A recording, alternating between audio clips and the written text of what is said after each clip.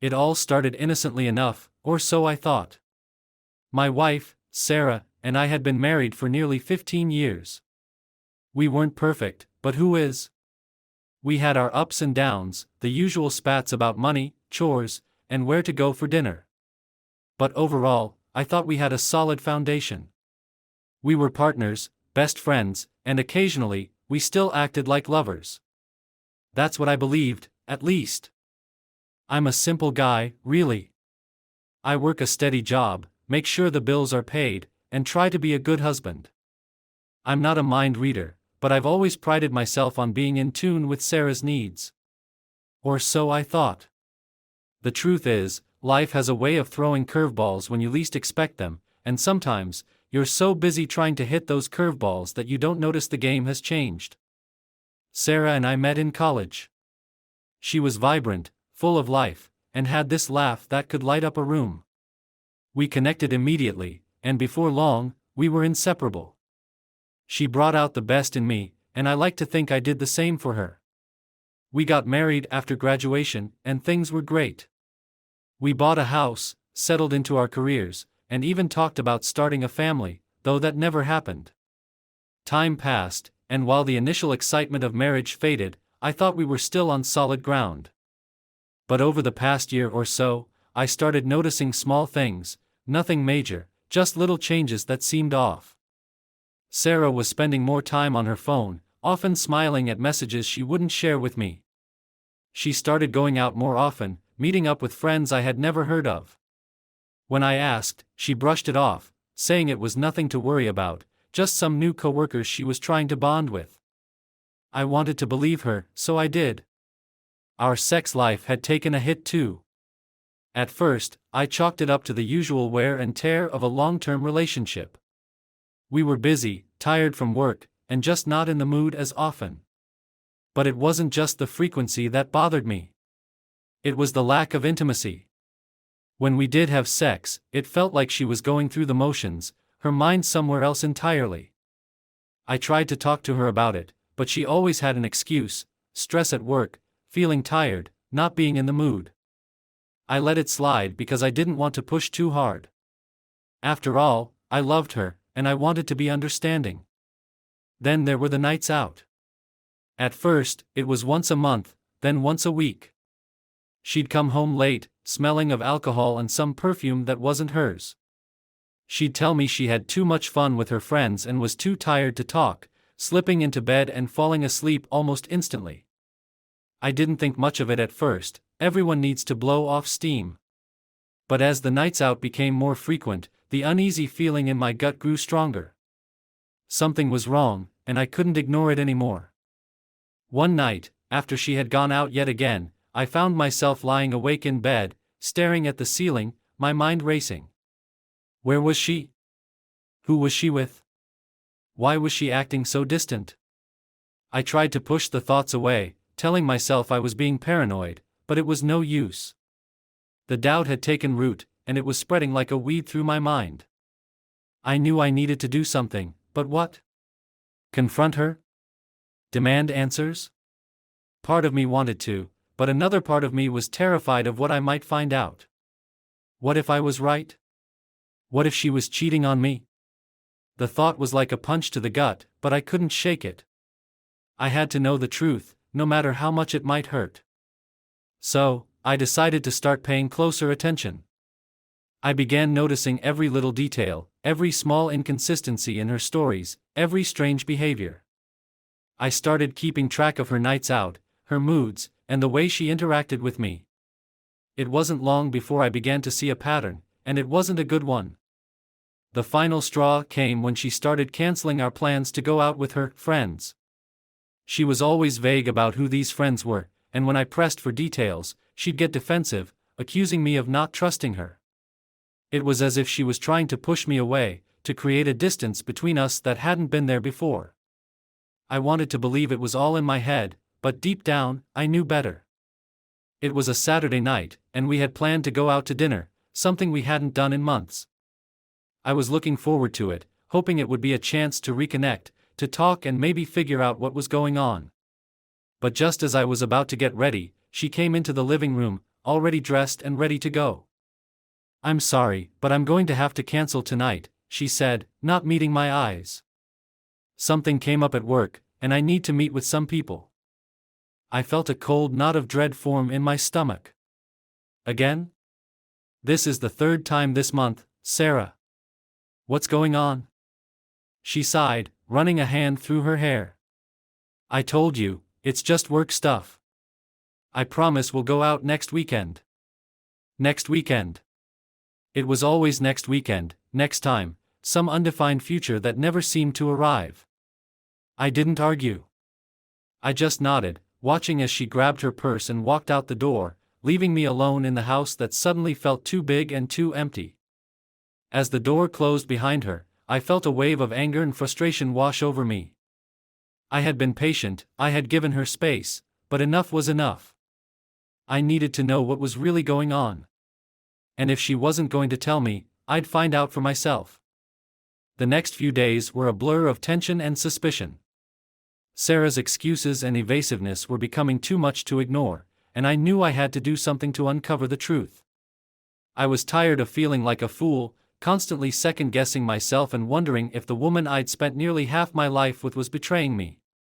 I needed proof, something undeniable that would either put my mind at ease or confirm my worst fears.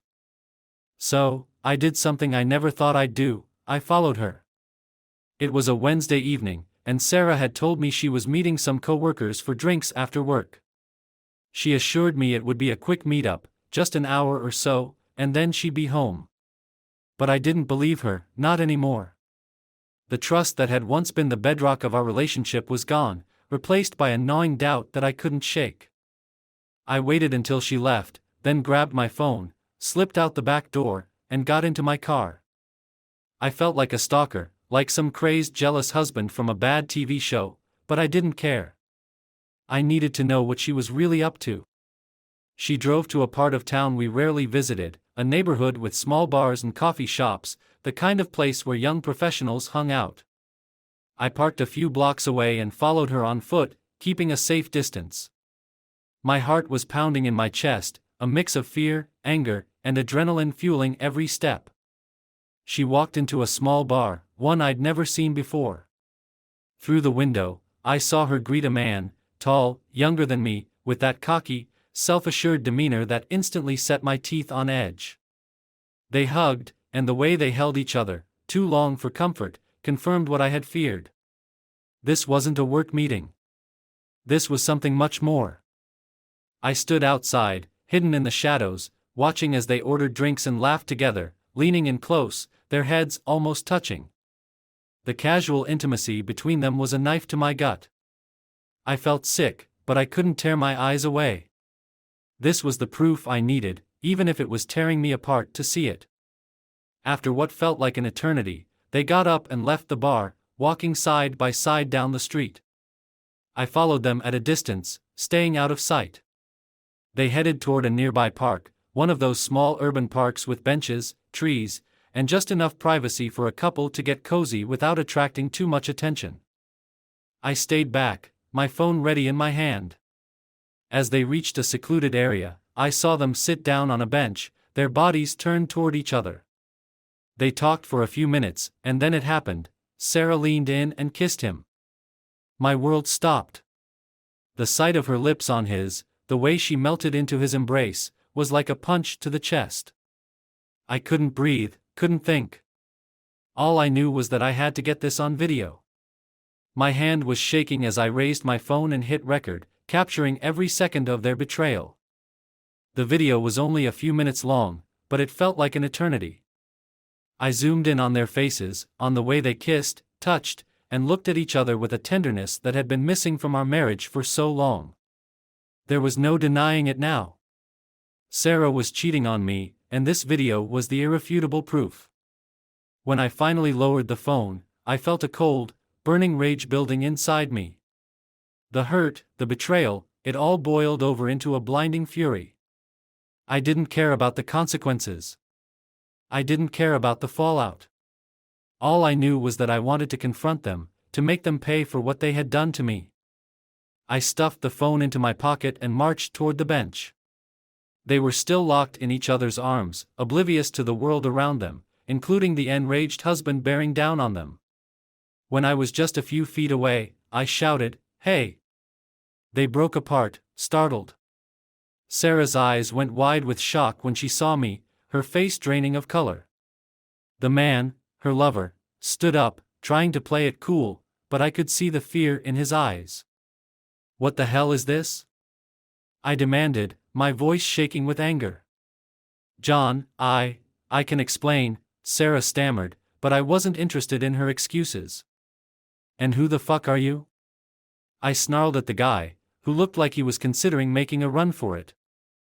I'm nobody, man," he said, holding up his hands defensively. "I didn't know she was married, I swear." "Bullshit." I lunged at him, and before I knew it, my fist connected with his face. He stumbled back, caught off guard by the force of the punch. I didn't give him a chance to recover. The rage that had been simmering inside me erupted, and I was on him, fists flying. I landed punch after punch, fueled by the pain and betrayal that had been eating away at me for months. Sarah was screaming, begging me to stop, but I couldn't. All I saw was red. I wanted to hurt him, to make him feel a fraction of the agony I was feeling. He tried to fight back, but he was no match for the fury driving me. I slammed him to the ground, pummeling him with everything I had.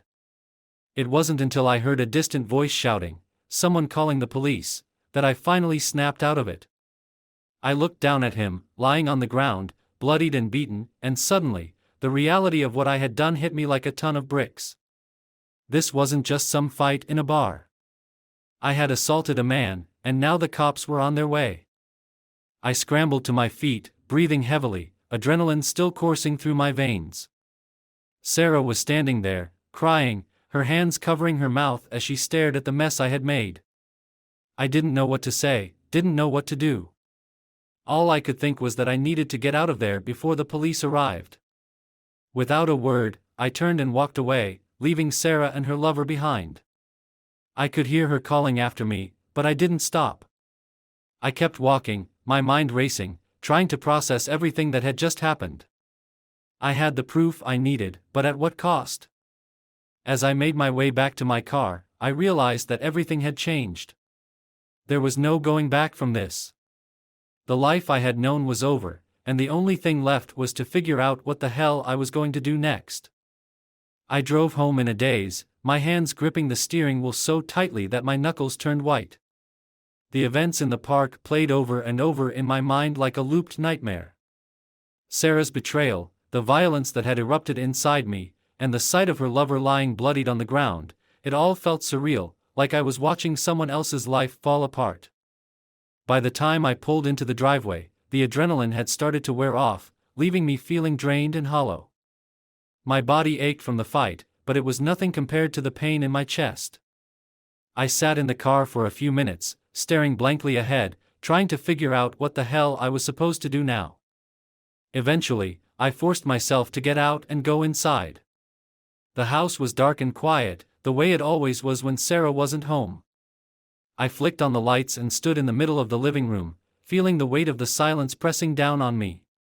This was our home, the place we had built together, and now it felt like a stranger's house. It felt empty, just like our marriage. I didn't have to wait long. Within minutes, the front door burst open, and Sarah stormed in, her face a mix of anger, fear, and desperation. She slammed the door behind her, her eyes wild as she stared at me. "What the hell, John? What the hell were you thinking?" she yelled, her voice trembling with emotion. I didn't answer immediately. I just stood there, watching her, trying to make sense of the woman in front of me. This was the same woman I had loved, the woman I had trusted with my life, and yet she had shattered everything with one kiss. What was I thinking? I finally replied, my voice cold and flat. "What the hell were you thinking, Sarah? What the fuck were you doing with him?" Her eyes flickered with guilt, but it was quickly replaced by defiance. "It's not what you think," she said, taking a step closer. "I can explain." "Explain?" I scoffed, the anger bubbling up inside me again. Explain what, Sarah? I saw you. I saw you kissing him, touching him. Don't stand there and try to tell me it wasn't what I think it was. She flinched at my words but didn't back down. It wasn't serious, John. It didn't mean anything. It was just. I don't know. A mistake. A mistake? I repeated, incredulous. You're telling me that betraying your husband, kissing another man, was just a mistake? How long has this mistake been going on? She hesitated, and that hesitation was all the confirmation I needed. It's not like that, she insisted. It just happened, okay? I didn't plan it, and I didn't want to hurt you. I felt a bitter laugh escape my lips. Well, you sure as hell succeeded in hurting me, Sarah. You broke everything. You destroyed everything we built together. Tears welled up in her eyes, but I didn't care. I couldn't find any sympathy in me anymore, not after what I'd seen. John, please, she pleaded, stepping closer. We can talk about this. We can fix it. I still love you. Love? I spat the word out like it was poison. You don't get to use that word, not after what you did. Love isn't sneaking around behind my back and kissing another man. Love isn't lying to my face, making excuses, and treating me like a fucking idiot. Her tears started to fall, but I wasn't moved. I'm sorry, she whispered, her voice breaking. I don't know why I did it. I was lonely, and things between us have been so strained. I made a terrible mistake. I shook my head, my anger flaring up again. You made a choice, Sarah. You chose to go behind my back, to lie to me, to betray me. That's not a mistake. That's a deliberate decision, and you knew exactly what you were doing. She collapsed onto the couch, her face buried in her hands, sobbing uncontrollably. For a moment, I just stood there, watching her cry, feeling a sick sense of satisfaction. This was the woman who had ripped my heart out, and now she was the one in pain. But that satisfaction was fleeting, quickly replaced by a deep, gnawing sadness. I never wanted this, she said through her tears. I never wanted to hurt you. Then why did you do it? I demanded, my voice trembling with the weight of all the emotions I was struggling to keep in check. Why, Sarah? Was I not enough for you? Did our life together mean so little that you could just throw it all away for some cheap fling? She looked up at me, her face streaked with tears, and for the first time, I saw real fear in her eyes. I don't know, she said, shaking her head. I don't know why I did it. I was confused, and I felt so alone. I know it doesn't make sense, but I needed something. I needed to feel wanted again. Wanted? I echoed, my anger giving way to a cold, bitter rage. So you found some other guy to make you feel wanted? And what about me, Sarah? What about your husband? Did you ever stop to think about what this would do to me? She broke down again, unable to answer, and for a moment, I thought I might actually pity her. But then the memory of that kiss, of her lips on another man's, came rushing back, and all I felt was anger. I can't do this, I said, my voice tight. I can't look at you, Sarah. I can't even be in the same room with you right now. She looked up, panic flashing in her eyes. John, please don't say that. We can work through this. We can go to counseling, we can talk, we can fix this. Fix this? I laughed, a harsh, bitter sound. There's nothing left to fix, Sarah. You broke it all, and you can't just glue the pieces back together and pretend it's fine. Please, she whispered, getting up and reaching out to me, but I took a step back, avoiding her touch. Don't give up on us. Don't give up on everything we've been through. I was about to say something, but then there was a loud knock on the door. We both froze, staring at each other in shock. The knock came again, harder this time. Police! Open up! Sarah's eyes widened in fear, and she looked at me, silently pleading for help. But I couldn't move, couldn't think. The reality of what was happening hit me like a ton of bricks. "They called the cops," I said quietly, my voice hollow. "Someone must have seen the fight and called the police." "John, what do we do?" she asked, her voice trembling with panic. The knocking continued, more insistent this time. "Police! Open the door, now!" I took a deep breath, trying to steady myself. There was no way out of this. I had assaulted a man, and now the police were here. I had no choice but to face the consequences. "Just stay calm," I told her, my voice surprisingly steady despite the chaos inside me. "I'll handle it." I walked to the door, my heart pounding in my chest. I could feel Sarah's eyes on me, could hear her breathing heavily behind me.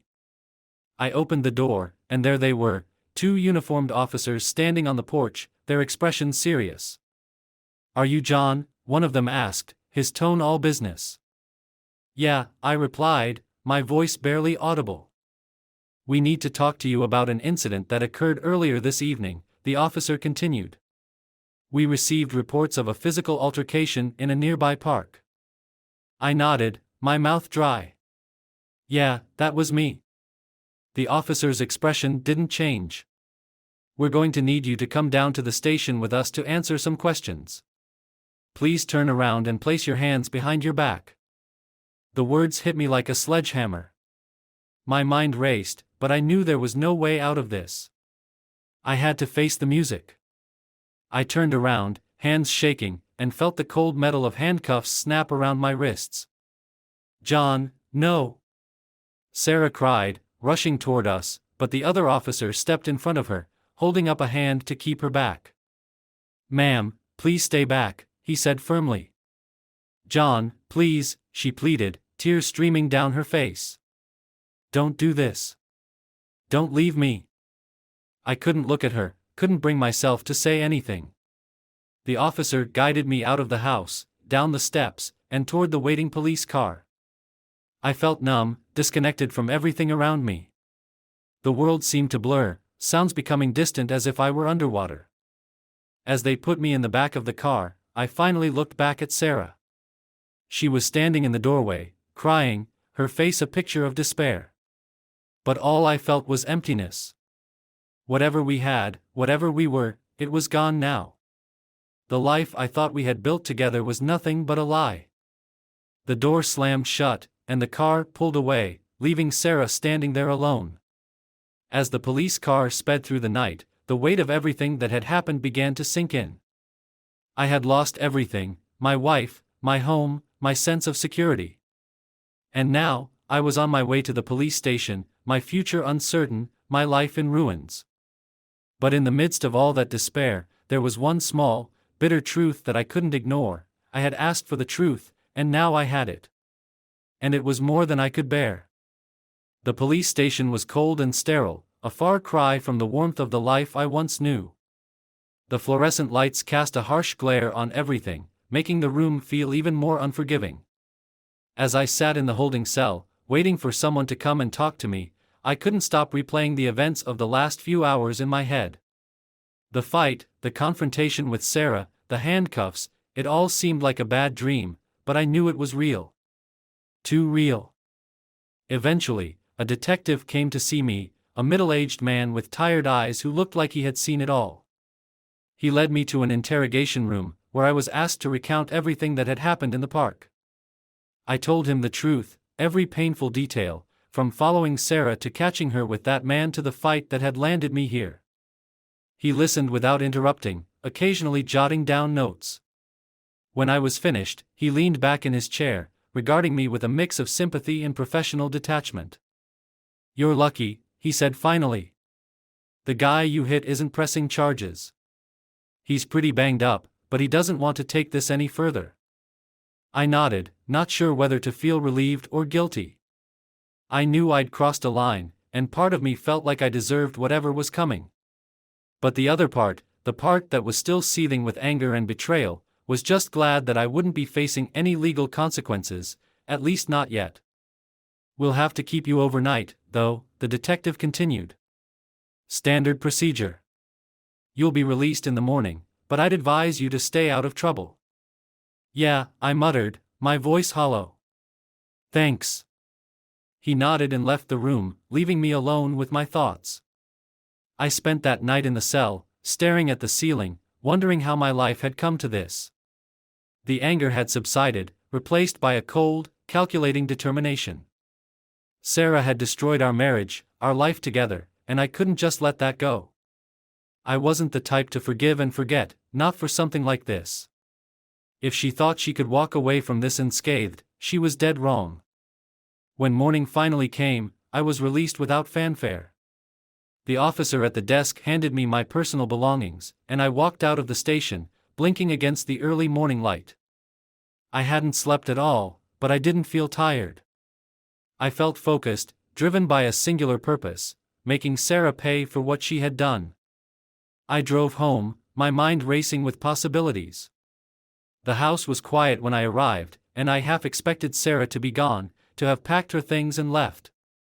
But when I opened the front door, I found her sitting on the couch, eyes red and swollen from crying. She looked up when I entered, her expression a mix of guilt, fear, and something else, something that almost looked like hope. John, she said softly, standing up. Thank God you're okay. I was so worried. I ignored her, walking past her into the kitchen. I needed coffee, something to clear my head and fuel the plans that were already taking shape.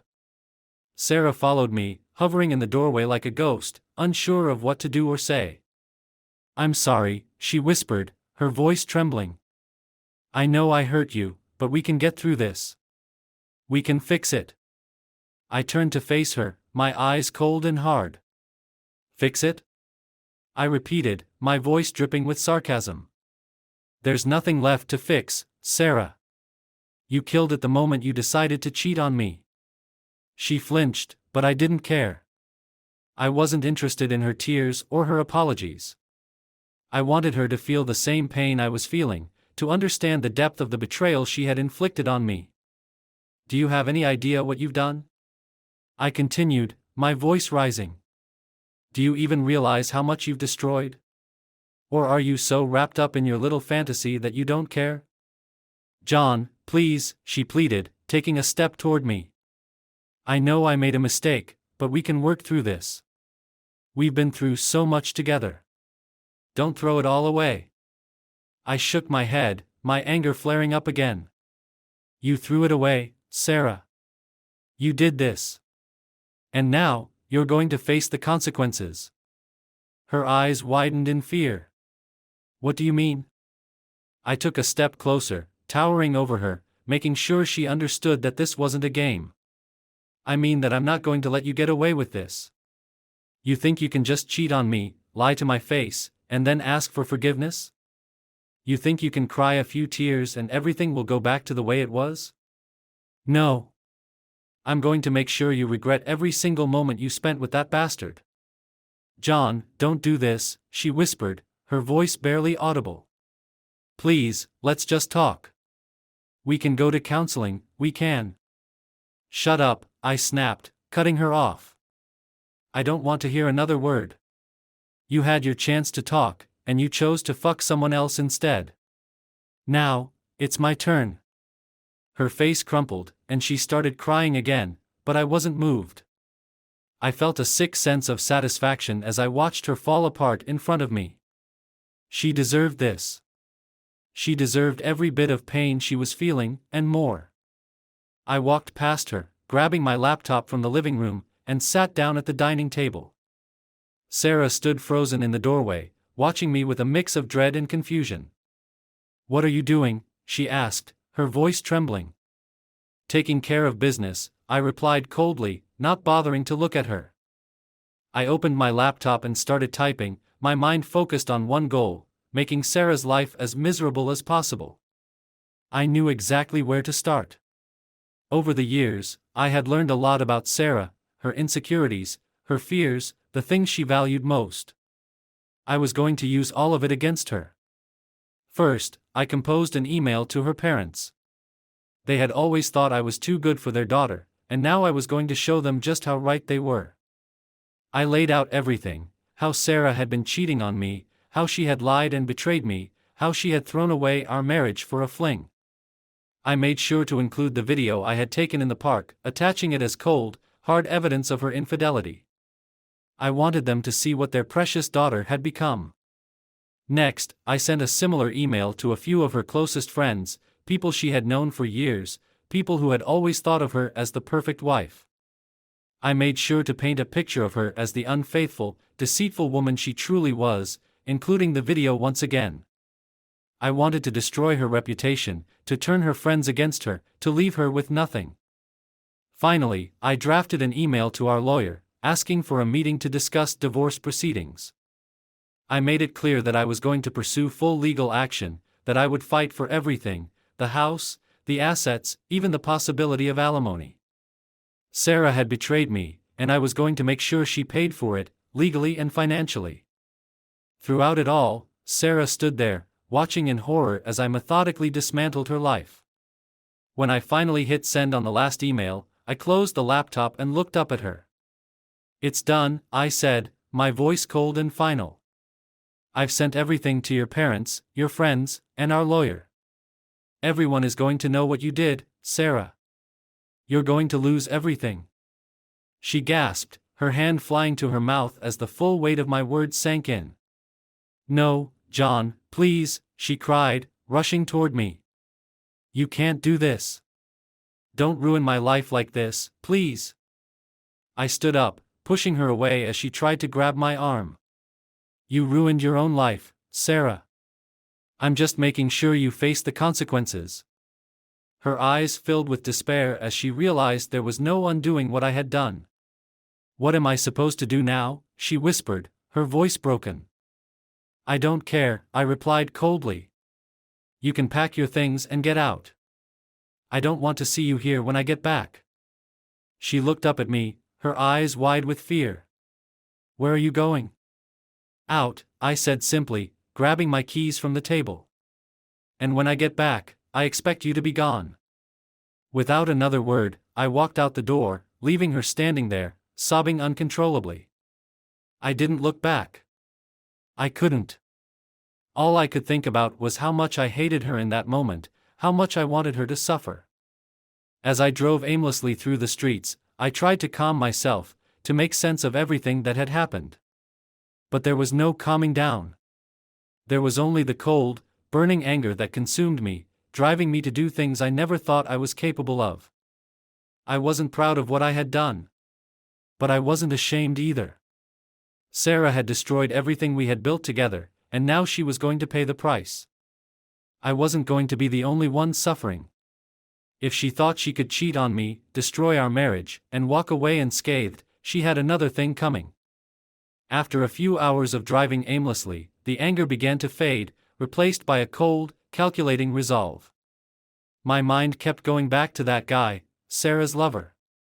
I didn't even know his name, but I knew one thing: he was just as guilty as Sarah. He knew she was married, and yet he pursued her anyway. He thought he could steal my wife, wreck my life, and get away with it. That wasn't going to happen. I'd already taken my revenge on Sarah by exposing her betrayal to everyone she cared about, but there was still one loose end. I needed to deal with him, but not with fists this time. No, I had something much more fitting in mind, something that would hit him where it hurt the most. I knew where to find him. After following Sarah to the park, I'd made a point of noting the name of the bar where they'd met. It was a trendy little place, the kind that attracted people like him, young, cocky, and full of themselves. I figured he was a regular there, probably trying to pick up other women who were just as vulnerable or stupid as Sarah. He was likely someone who thrived on the thrill of taking what wasn't his. But tonight, I was going to turn the tables. I parked my car a few blocks away and walked to the bar, keeping my head down and my anger in check. I wasn't there to make a scene or cause a fight. I had something much more subtle in mind. As I approached the entrance, I took a deep breath, pushing down the last remnants of rage, and walked inside. The bar was exactly as I remembered, dimly lit, crowded, and buzzing with the low hum of conversations and clinking glasses. I scanned the room, my eyes searching for him, my target. It didn't take long to spot him, sitting at the bar, a drink in hand, looking like he didn't have a care in the world. I approached him slowly, my heart pounding in my chest. He didn't notice me at first, he was too busy chatting up the bartender, flashing that same smug smile that had fueled my anger since the moment I saw it. As I got closer, I could feel the cold steel of determination settling in. This wasn't about losing control. This was about executing a plan. I slipped onto the bar stool next to him, catching the bartender's eye. "Whiskey, neat," I said, keeping my voice calm and steady. The bartender nodded and poured my drink, and that's when the guy finally noticed me. He glanced over, his smile fading slightly as he recognized me. There was a flicker of something in his eyes, fear, maybe, or at least discomfort, but he quickly masked it with that same cocky confidence. "Hey," he said, trying to sound casual. "Look, man, I didn't know she was married. She didn't tell me anything, okay? Let's just forget about what happened." I stared at him, letting the silence stretch between us until he started to shift uncomfortably. "You didn't know?" I asked, my tone even. "Really?" He shrugged, taking a sip of his drink. "Yeah, man. She said she was single. I swear, if I'd known." "Save it," I cut him off, my voice cold. "I'm not here to hear your excuses. I'm here to make sure you understand exactly what you've done." His smile faltered, and he looked around, probably wondering if anyone was watching. But no one was paying attention to us. It was just two guys at a bar, having a conversation. Nothing more.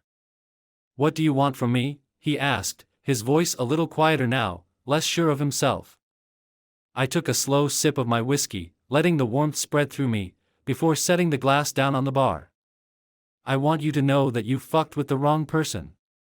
You thought you could steal my wife, ruin my life, and just walk away? You think there wouldn't be consequences?" He opened his mouth to respond, but I held up a hand, stopping him. "I'm not going to beat the shit out of you again," I continued, my voice low and controlled. "That was too easy. Too quick. I want you to feel what I'm feeling. I want you to know what it's like to have everything you've built destroyed." He swallowed hard, his bravado slipping. "What are you talking about?" I leaned in closer, my eyes locked on his. "You work at the same company as Sarah, don't you? The same place she does?" His eyes widened slightly, and he nodded, unsure where I was going with this. "Well," I said, "that's convenient. You see, I've got a little gift for you. It's called exposure." I reached into my pocket and pulled out my phone. I'd spent part of the night gathering every bit of information I could about him, his social media profiles, his work email, anything I could find that connected him to his job and his life. And with that information, I crafted a message that would ruin him. "I've got emails, messages, photos," I said, tapping the screen. "Everything you exchanged with my wife, everything you did, all nicely packaged and ready to send to your boss, your HR department, and every colleague in your office." The color drained from his face, and he shook his head.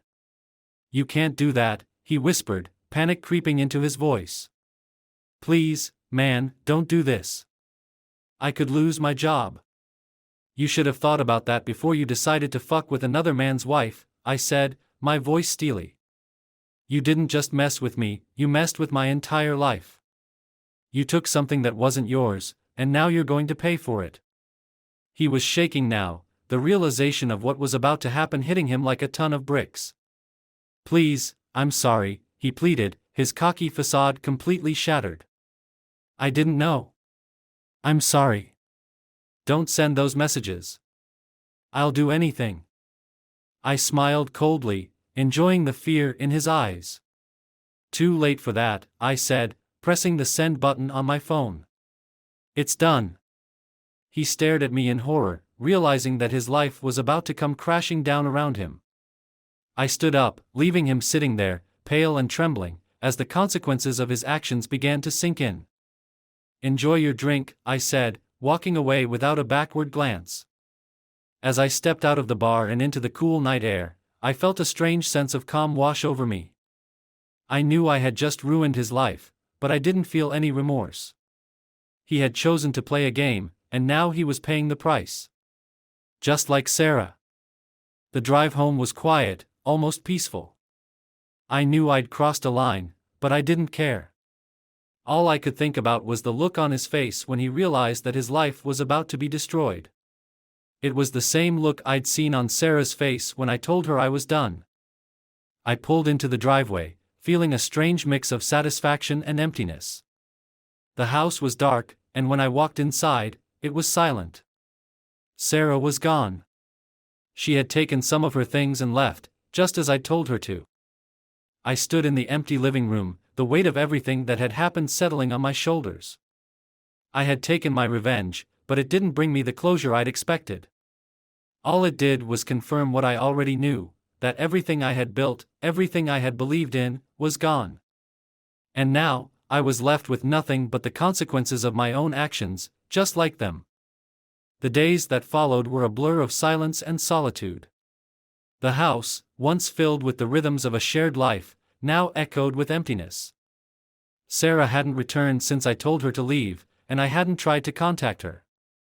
I didn't know where she was staying, and I didn't care to find out. The anger that had fueled my actions was still there, simmering beneath the surface, but it was now mixed with a deep sense of loss and finality. There was no going back, no fixing what was broken. All that was left was to tie up the loose ends and move on with whatever was left of my life. It was early evening when my phone rang, the screen lighting up with a number I didn't recognize. I hesitated for a moment before answering, half expecting it to be another piece of fallout from my revenge against Sarah's lover. But instead, it was Sarah's voice on the other end, soft and tentative. "John, it's me," she said, and I could hear the hesitation in her voice, the uncertainty. "We need to talk." I didn't respond right away. Part of me wanted to hang up, to avoid hearing her voice and the memories it stirred up. But I knew this conversation was inevitable. We couldn't avoid it forever. "Where are you?" I asked, keeping my voice as neutral as possible. "I'm staying at a friend's place," she replied. I didn't know if you'd want to see me, but I think we need to talk about what happens next. About the divorce." The word hung in the air between us, heavy and final. Divorce. It was the only logical conclusion to everything that had happened, but hearing it spoken out loud made it feel real in a way that nothing else had. "Yeah," I said finally. "We do." "Can I come over?" she asked, her voice almost pleading. "We can talk about everything, figure out what we need to do."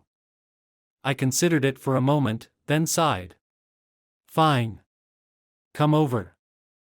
After ending the call, I sat there for a few minutes, staring at the phone in my hand. The house felt even emptier now, as if it was holding its breath, waiting for the final act to play out. I knew this conversation would be the end of everything, the last chapter in a story that had once been filled with hope and love. But now, all that was left was the wreckage. Sarah arrived about half an hour later. When I opened the door, I barely recognized the woman standing in front of me. She looked exhausted, her eyes red-rimmed and swollen, her hair pulled back into a messy ponytail. She wasn't the vibrant, confident woman I had fallen in love with all those years ago. She was a shell of that person, broken and hollow. "Hi," she said quietly, her voice barely above a whisper. "Hi," I replied, stepping aside to let her in. She walked into the living room, looking around as if seeing it for the first time. I could see the sadness in her eyes, the way she took in the familiar surroundings with a sense of finality. This was no longer her home. It hadn't been for a long time. We sat down on opposite ends of the couch, the silence between us thick and uncomfortable.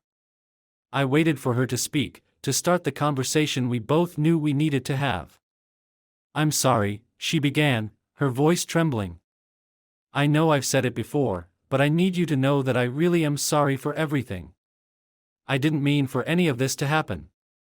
I looked at her, my expression unreadable. "It's too late for apologies, Sarah. We're way past that now." She nodded, wiping away a tear that had slipped down her cheek. I know.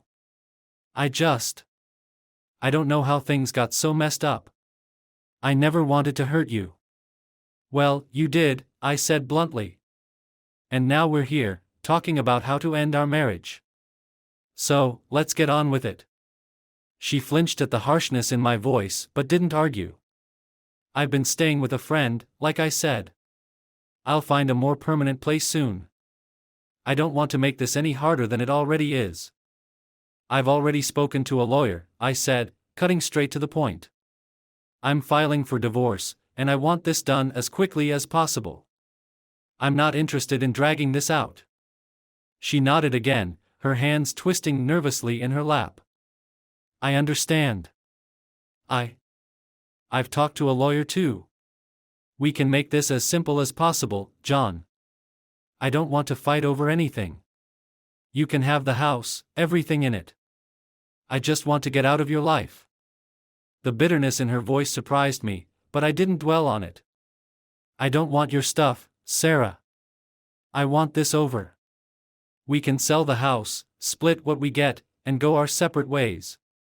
I'll handle the paperwork, but I need you to be cooperative. No games, no stalling. Just sign the papers when they come, and we'll be done. She looked down at her hands, nodding slowly. Okay. I'll sign them. I won't fight you on anything. The finality of her words hit me harder than I expected. This was it. The end of everything we had built, reduced to legal agreements and signatures on a piece of paper. There was no going back, no saving what was already lost. What about us? She asked suddenly, her voice barely audible. What about us? I repeated, confused. Will we ever be able to? I don't know, talk again? Be friends, maybe? Her voice was small, almost childlike, as if she knew the answer but didn't want to hear it. I looked at her, searching for any remnants of the woman I had once loved. But all I saw was the person who had betrayed me, who had destroyed everything we had together.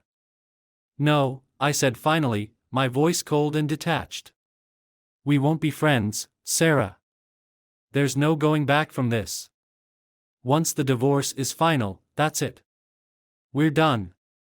Her face crumpled, and she nodded, tears spilling down her cheeks. I understand, she whispered. I'm so sorry. I didn't respond.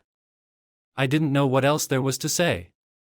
The conversation felt like an autopsy of our marriage, dissecting every mistake, every betrayal, until there was nothing left but the cold, hard truth. We were over. We sat in silence for a few minutes, the weight of the situation pressing down on us. Finally, Sarah stood up, wiping her tears with the back of her hand. I should go, she said quietly. I don't want to drag this out any longer. I nodded, not looking at her. Yeah. You should. She hesitated for a moment, as if she wanted to say something else, but then she turned and walked toward the door. I followed her, my mind numb, my heart heavy with the finality of it all. When she reached the door, she turned back to me, her eyes filled with sorrow. Goodbye, John. Goodbye, Sarah, I replied, my voice flat. And with that, she was gone, leaving me alone in the empty house that no longer felt like a home. I stood there for a few minutes, staring at the door, trying to process everything that had just happened. But there was nothing left to process. The decision had been made. The marriage was over. I walked back into the living room, sinking onto the couch and burying my face in my hands. The silence in the house was deafening, a reminder of everything that had been lost. The anger, the rage, the need for revenge, all of it seemed pointless now. All that was left was the hollow ache of knowing that the life I had once known was gone, replaced by a future that was uncertain and frightening. I knew that the next few weeks would be filled with legalities and paperwork, with the cold, impersonal process of dismantling a life that had taken years to build. But tonight, all I could do was sit in the darkness, alone with my thoughts, and mourn the death of a marriage that had once meant everything to me. The days that followed Sarah's departure were a strange blend of routine and chaos. On the surface, life continued as it always had: work, bills, the mundane tasks of daily living. But beneath it all was a current of uncertainty, a sense that nothing was truly normal anymore. The house, once a place of comfort and familiarity, now felt foreign, like a hollow shell of what it used to be. Every room echoed with memories, both good and bad, but none of them felt real anymore. It was as if they belonged to someone else, to a different life that no longer existed. The divorce process moved quickly. Sarah and I had both agreed that dragging it out would only prolong the pain, so we kept things simple. Our lawyers handled most of the details, exchanging paperwork and negotiating the division of assets. I stayed focused on the practical aspects: selling the house, closing joint accounts, and making arrangements to start over. I approached it all with a kind of numb detachment, as if I were just going through the motions of someone else's life. One afternoon, I met with my lawyer, a no-nonsense woman named Karen who had seen her fair share of messy divorces. Ours, thankfully, was relatively straightforward, but she made sure I was prepared for every eventuality. As we reviewed the final documents, she looked at me with a mix of professionalism and concern. "You're handling this well, John," she said, her tone gentle. "But I know it's not easy. Are you sure there isn't anything else you want to address before we finalize everything?" I shook my head, the decision already made.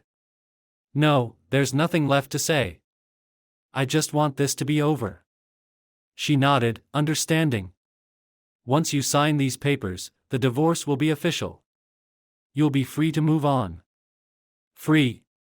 The word felt strange, almost alien. I had spent so many years building a life with Sarah, and now, with a few signatures, it would all be gone. The weight of it all settled heavily on my shoulders, but I knew this was the only way forward. I signed the papers, one by one, my hand steady even as my heart felt like it was breaking all over again. When I was done, Karen collected the documents, her expression unreadable. "That's it," she said quietly. "You're officially divorced." The words hung in the air, final and irreversible. I nodded, trying to process the reality of it. It was done. The marriage that had once defined my life was now a thing of the past, reduced to a stack of legal documents and a few fleeting memories. As I left her office, the full weight of what had just happened began to sink in. I walked out onto the street, the noise and bustle of the city around me a stark contrast to the emptiness I felt inside. I was free, just as Karen had said, but it didn't feel like freedom. It felt like standing on the edge of a cliff, staring into the unknown. The next few weeks were a blur of final tasks: packing up the house, dealing with real estate agents, and making arrangements for the sale. Sarah and I communicated only through our lawyers, avoiding any direct contact. There was nothing left to say to each other, no words that could undo the damage that had been done. Our lives were moving in separate directions, and the sooner we completed the final steps, the sooner we could both start over. The day the house sold, I packed up the last of my belongings and walked through the empty rooms one final time. Each step echoed in the silence, each room a reminder of what had once been. I stopped in the living room, where we had shared so many moments, laughing, arguing, loving.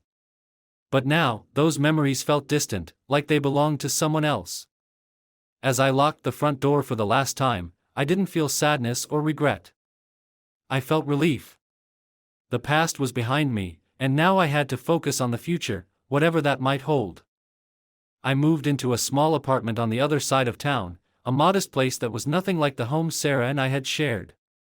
It was sparsely furnished, just the basics: a bed, a couch, a few kitchen appliances. But it was mine, a blank slate where I could start rebuilding my life. The first night in the new place was eerily quiet. I sat on the couch, staring out the window at the city lights, trying to make sense of everything that had happened.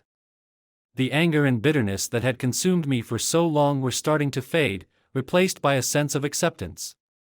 The marriage was over, and there was no going back.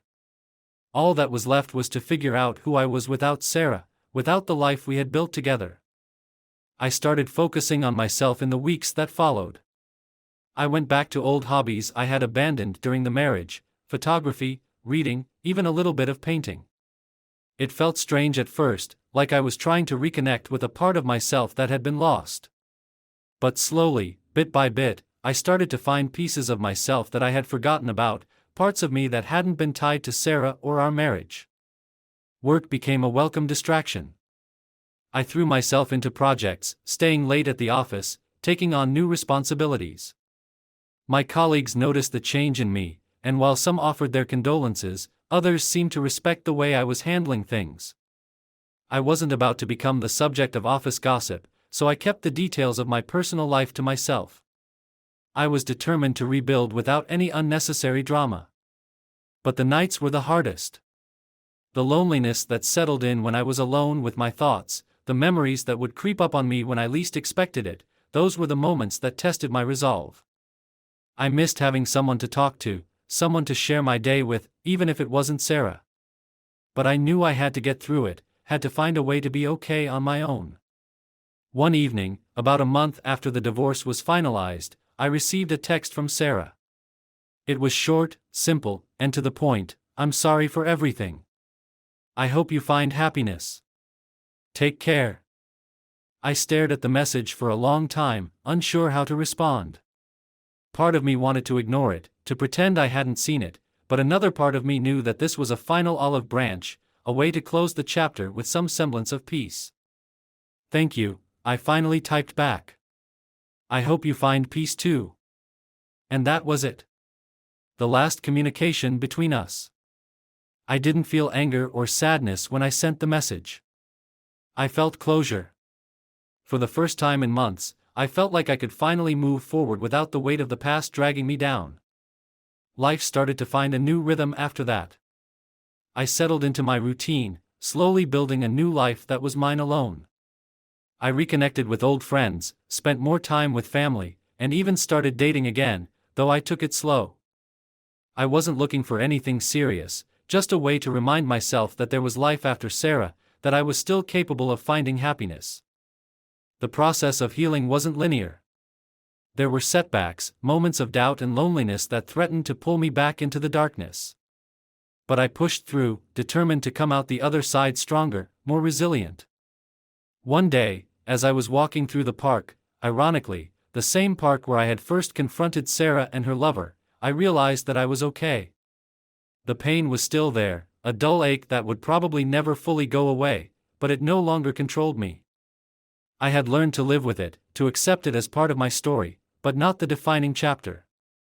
As I sat on a bench, watching the world go by, I felt a sense of calm that had eluded me for so long. The sun was setting, casting a warm golden light over the park, and for the first time in a long time, I felt at peace. The divorce had ended one chapter of my life, but it wasn't the end of my story. It was the beginning of something new, something unknown and uncertain, but full of possibilities. And as I sat there, watching the sun dip below the horizon, I realized that I was ready for whatever came next. The end of my marriage had broken me, but it had also given me the opportunity to rebuild, to find out who I was without the weight of the past holding me back. And while the road ahead was still uncertain, I knew that I had the strength to face it.